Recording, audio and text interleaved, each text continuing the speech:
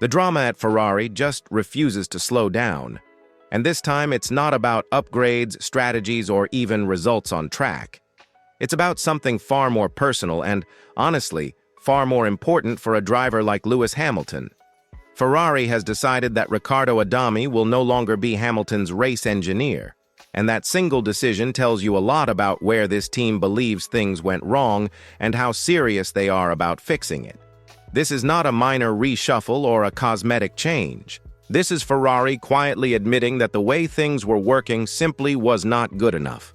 If you've watched Lewis Hamilton over the years, you already know how central the race engineer relationship is to everything he does in the car.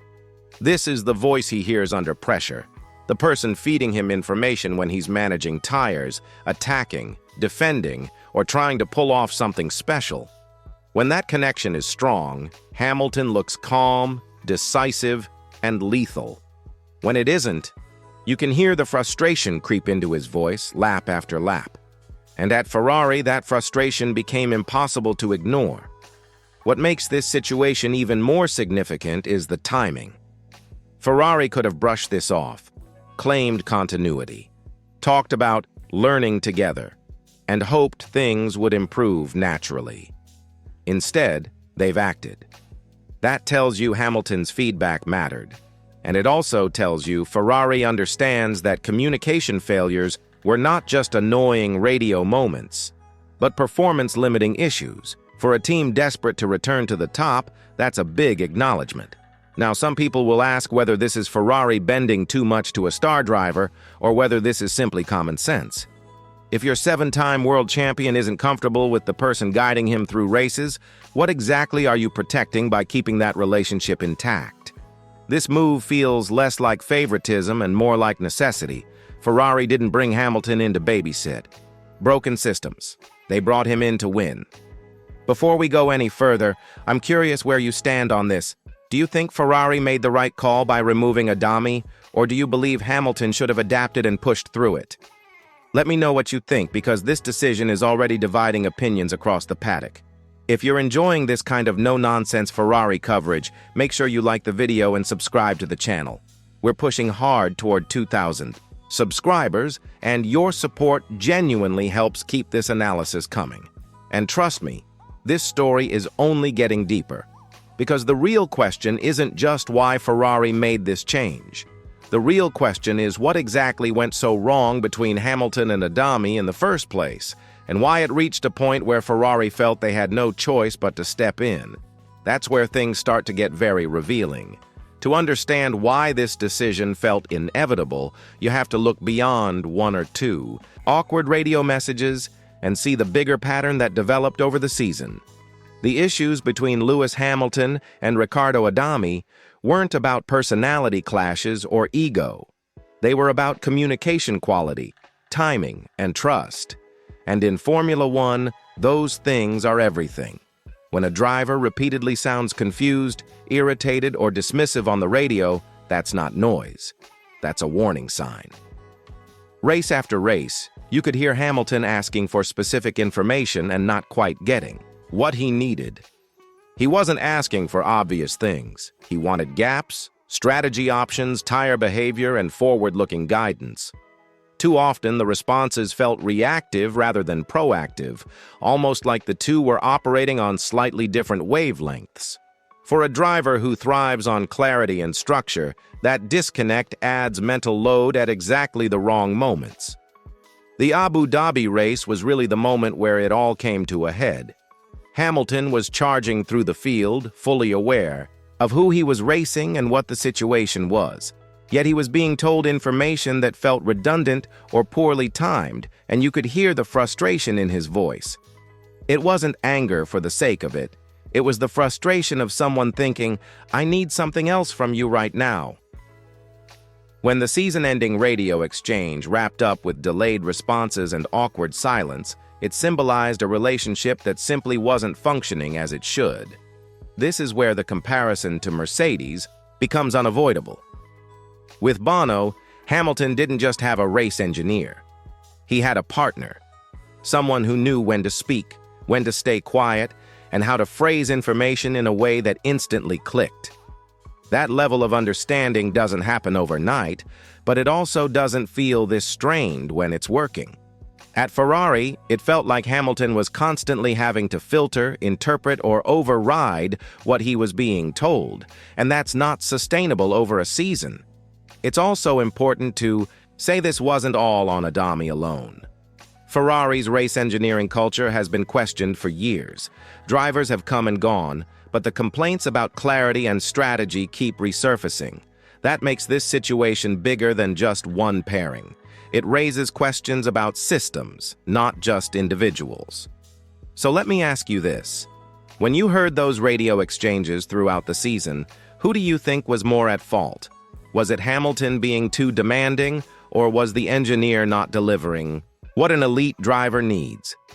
Drop your take in the comments because there's no single answer here. If you're enjoying this deep dive, don't forget to like the video and subscribe to help us push toward 2,000 subscribers. It really does make a difference.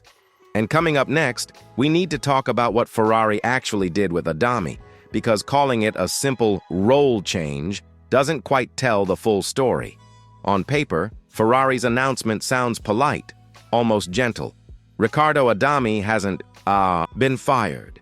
He's been reassigned to work with the Ferrari Driver Academy and the Testing of Previous Cars program. But let's be honest with each other for a second, because in Formula One, wording matters almost as much as lap time. This is a demotion, and it's a very clear one. Adami is being moved away from the F1 race garage, away from the pit wall, and crucially, away from Lewis Hamilton.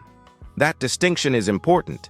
Ferrari could have rotated engineers within the race team, kept Adami nearby, or framed this as a temporary adjustment. Instead, they've effectively removed him from frontline operations. Working with junior drivers and older machinery is not where you put someone you see as central to your immediate championship ambitions. It's a safe landing, yes, but it's also a signal that the team believes the Hamilton partnership was beyond saving. What makes this interesting is how rarely Ferrari does this kind of thing so decisively. Historically, they've tended to protect internal structures, sometimes for too long. Engineers often outlast drivers, and change can be painfully slow. That's why this move stands out.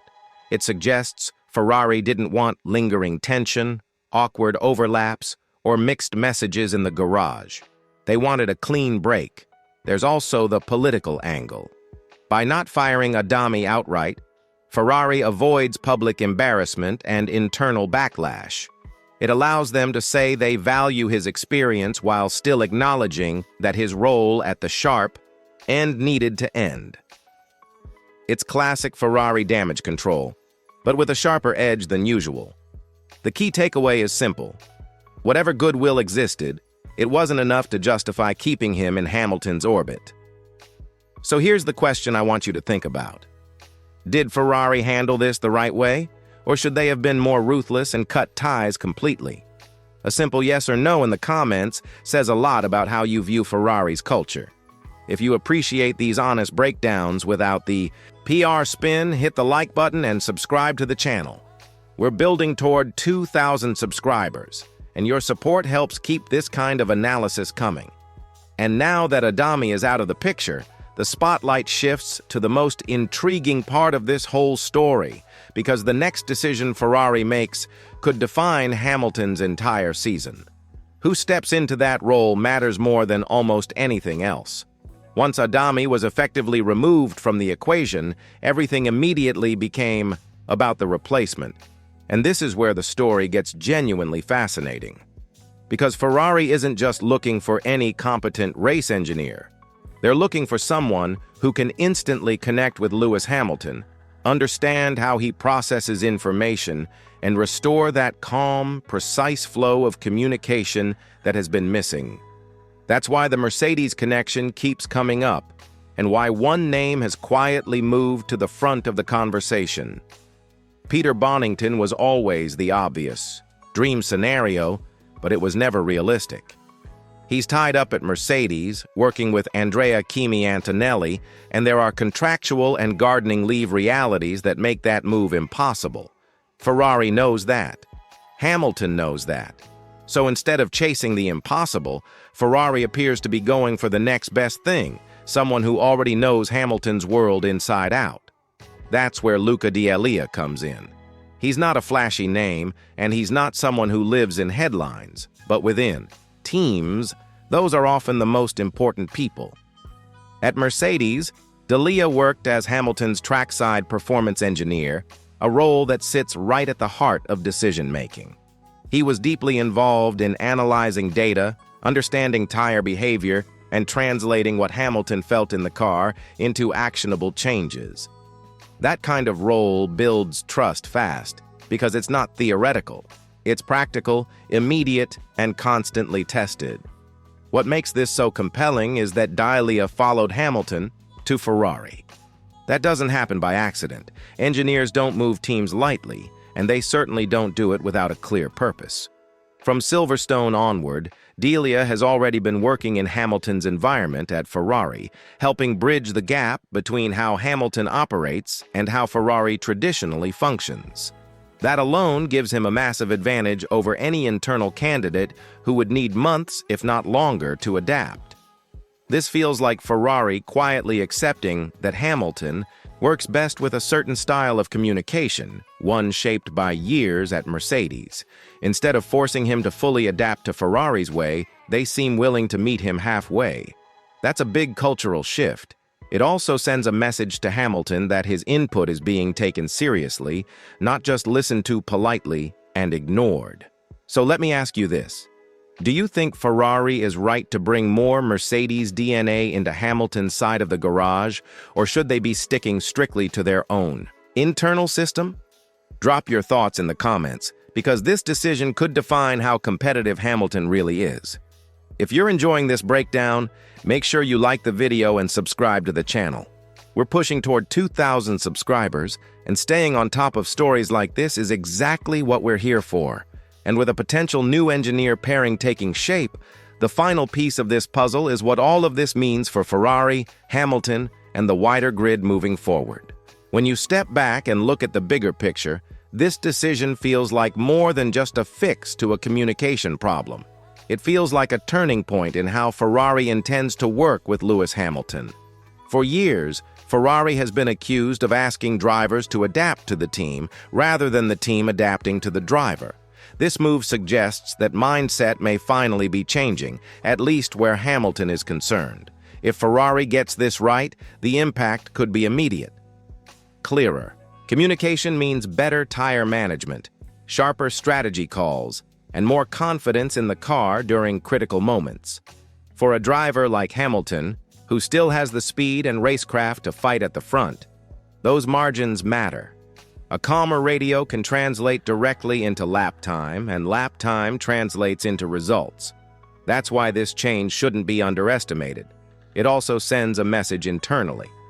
Ferrari is willing to make uncomfortable decisions if something isn't working, even when it involves experienced personnel. That kind of accountability has been missing at times, and it could strengthen the team as a whole. If Hamilton feels properly supported, it reinforces his authority within the project and aligns everyone around a clear goal. Beyond Ferrari, the paddock will be watching closely. Teams know that Hamilton at his best is still a serious threat. If this engineer change unlocks even a small step forward, Ferrari becomes far more dangerous. And when you combine that with the broader power shifts we're seeing across the grid, especially with Mercedes' influence quietly extending into unexpected places, it adds another layer of intrigue to the season. So here's the big question to leave you with. Do you think this move is enough to put Hamilton back into genuine contention, or are Ferrari's problems deeper than one engineer change can fix? I really want to hear your prediction, so get it in the comments. If you enjoyed this analysis, don't forget to like the video and subscribe to the channel. We're closing in on 2,000 subscribers, and your support helps us keep delivering focused, honest Formula One coverage without the noise.